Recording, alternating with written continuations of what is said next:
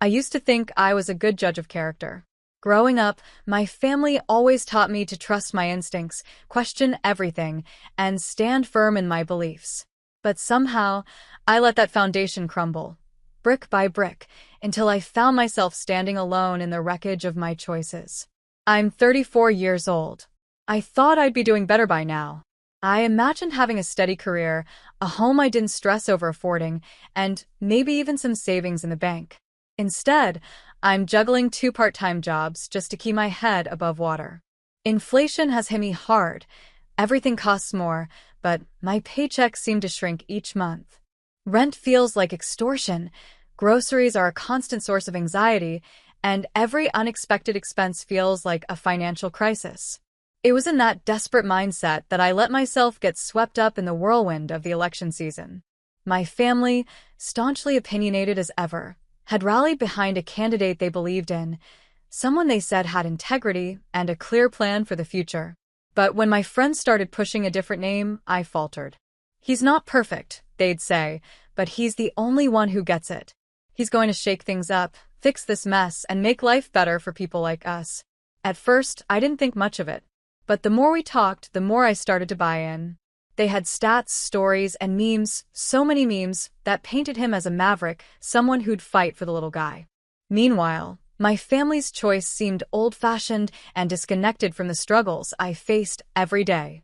I knew he was problematic. There were scandals, controversies, and accusations of dishonesty, but I convinced myself those didn't matter. I told myself that voting for him was a necessary evil, a pragmatic choice. I even started to think of it as a kind of deal.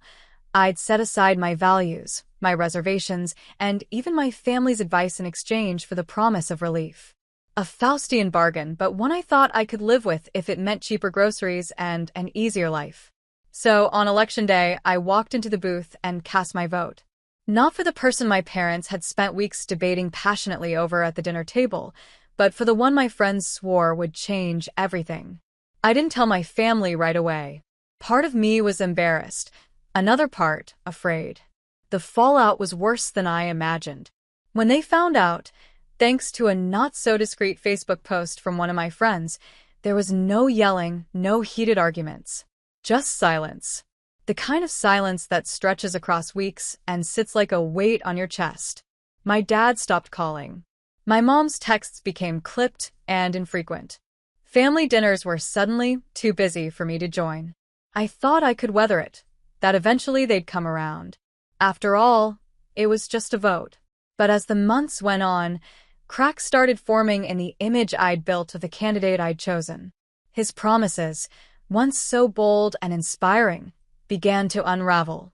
Policies that were supposed to lower costs instead seemed to line the pockets of corporations.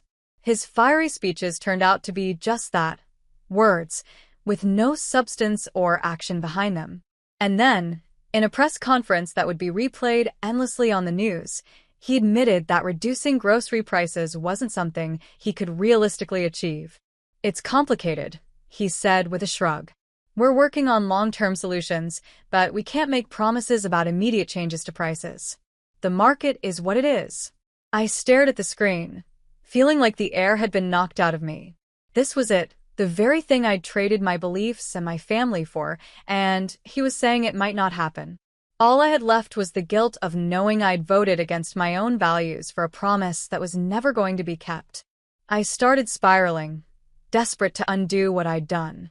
I even looked up if there was any way to change my vote after the election.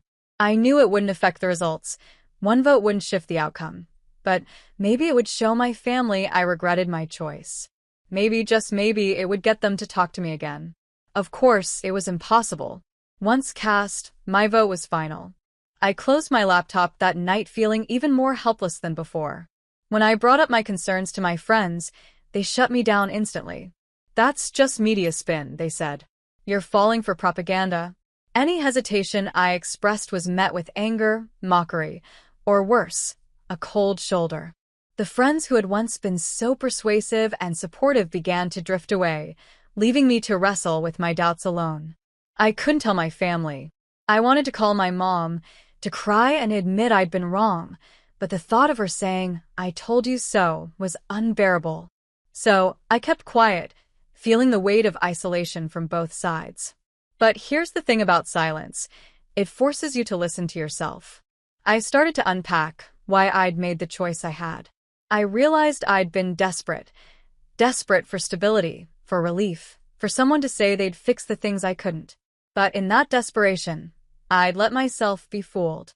I'd convinced myself that the ends justified the means, that it was okay to betray my own beliefs if it meant making life more affordable. And now, not only had I lost my family and my so-called friends, but I wasn't even getting the cheap groceries I'd been promised. Now, I'm trying to piece my life back together. It's slow, painful work. I've started writing letters to my family, apologizing, trying to explain myself. Some have gone unanswered. Others were met with cautious replies. As for my friends, I've realized they weren't really friends at all. True friends don't abandon you for questioning something or for changing your mind. Looking back, I see how much I let others' voices drown out my own. But I've learned something valuable in the aftermath. Making mistakes doesn't define you. It's how you own them and grow from them that truly matters. And that's what I'm trying to do. Find my voice again, rebuild the bridges I burned, and make better choices for myself and the people I love. Back when the campaign signs were everywhere and the debates dominated every channel, my mind was made up. Or maybe it was made up for me. It's hard to say. All I know now is that I wish I'd chosen differently. Walking through the park today, I noticed them. People I once dismissed as misguided or naive, clutching coffee cups, laughing over something one of their kids said. These were the voters for the other candidate. Their disappointment was etched in subtle ways. The weary shrug, a sigh here and there. But it didn't consume them. They were disappointed, yes, but there was peace in how they carried it. Like they'd accepted the loss without losing themselves. Contrast that with my old friends. The ones who'd posted selfies with their "I voted" stickers and hashtagged their victory. They're still angry. Miserable, even. Every group chat is a war zone of blame shifting and outrage. I thought we'd won something, but instead, it feels like we inherited a battlefield that no one knows how to leave. I keep going over the decision in my mind. What was I thinking? The truth is, I wasn't thinking at all.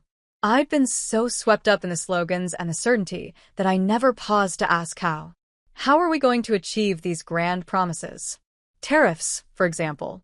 I didn't even know what they really were at the time, much less how they might ripple through the economy. And now? Now I see the ripples everywhere. Prices higher, jobs lost, opportunities shrinking. The hardest part isn't even the consequences I didn't see coming. It's the way my family looks at me now. Or doesn't. For weeks after the election, the tension was unbearable. My mom called last night, and for the first time since November, I answered. "I'm glad you picked up," she said. Her voice had that gentle weight it always carries when she's trying not to push too hard. "I know," I replied. My throat was tight, but I didn't want to cry. Not yet. "We're not upset about who you voted for," she began, and I almost believed her until she added, It felt personal, honey. Like you forgot who we are." She didn't need to explain, but she did anyway. My brother-in-law, Carlos, is an immigrant. He's been in our family for a decade, helping raise my nieces and nephews, showing up for every holiday with his easy smile and homemade tamales. My cousin Sarah, 10 years ago, had to make a choice no one wants to make. She terminated a pregnancy to save her life. That decision gave her the chance to have the 2 kids she treasures today. "We've all voted differently in the past," Mom said. "You know that. There's never been a problem with that before. But this time," she trailed off, searching for words. "This time, it felt like you thought we were the enemy," she finally said. "That's what hurt. Carlos, Sarah, all of us. We're not some faceless other. We're family. And voting against us like that," her voice cracked just a little. "It felt like you forgot that." I opened my mouth to argue, but I couldn't. She was right. I'd been so wrapped up in feeling righteous that I hadn't even considered what it would mean for them. It wasn't about disagreeing on policy. It was about choosing to side with people who wanted to make their lives harder. People who saw them as less than. And somehow, I'd convinced myself that was okay. I started, but Mom interrupted. Her tone was sharper now. You only seem sorry because it looks like you're not going to get any of the perks you voted for. Had things gone your way, I don't think you'd be blinking twice about hurting others if it meant you got cheaper eggs. Her words hit me like a slap. That's not true, I said quickly, but even as the words came out, I knew they weren't entirely honest. Would I feel differently if everything had turned out well for me? If I'd gotten all the promises my vote was supposed to deliver? Think about it, she said quietly. I sat there, stunned. My chest burned with the sting of her accusation, but I couldn't shake the nagging thought that she was right. I understand why you don't want to see me, I finally said. My voice was steady, though the tears threatened to spill. I get it, and I'm sorry. I'll try to be a better person. A less selfish person. I promise. I hope you mean that, she said, soft again, but there was no warmth in her tone this time. Just exhaustion. After we hung up, I stared at the blank screen for a long time. I'd always thought of myself as a good person, someone who cared about others.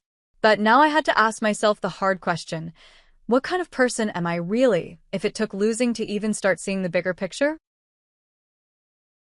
Subscribe to the channel and ring the bell to get updates every time we post a new story.